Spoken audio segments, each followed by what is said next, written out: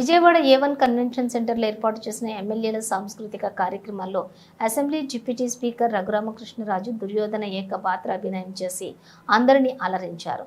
ఆచార్యదేవ ఏమంటివి అంటూ సుదీర్ఘమైన డైలాగులను తనదైన శైలిలో పలికి రంజింపచేశారు.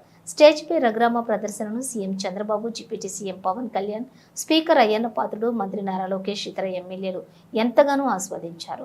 ప్రదర్శన అయిపోయాక లేచి నిలబడి మరీ చప్పట్లు కొట్టి ఆయన్ను అభినందించారు. ఏమంటివి జాతి నెపమన సోత శుద్ధులకిందు నిలువ అర్హత లేదందువా. ఎంత మాట ఇది క్షాత్ర పరీక్షయే గాని క్షత్రియ పరీక్ష కాదే, కాకూడదు. ఇది కుల పరీక్షయే అందువా.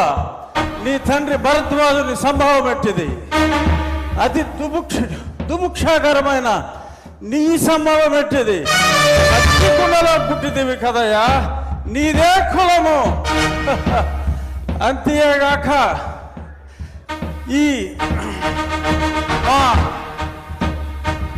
కుల గురువైన వశిష్ఠుడు దేవకీ వేషయకు ఉర్వశి పుత్రుడు కాడా, ఆయనదే కులము.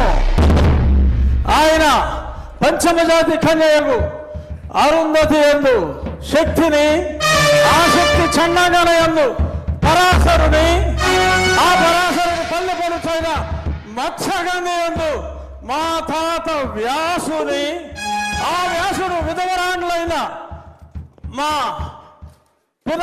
పితామహి అంబికతో, నా తండ్రిని పితామహి అంబాలికతో, నా పినతండ్రి పాండురాజును, మా ఇంటి దాసితో ధర్మ నిర్మాణ సరుడని మీ అందరితో కీర్తించబడుతున్న ఈ విదురదేవుని కనలేదా?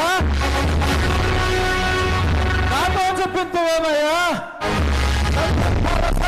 భక్తి క్షత్రబీజ ప్రాధాన్యములతో సంకరమైన మా గురువంశము ఏనాడో కులహీనమైనది. కాగా నేను కులము వ్యర్థవాదములకు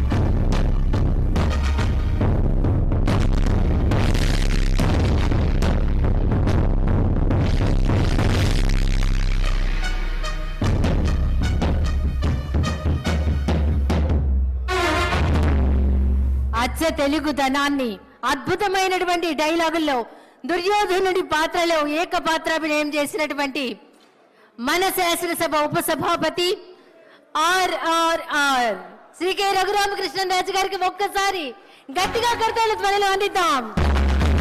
అభినందనలు సార్.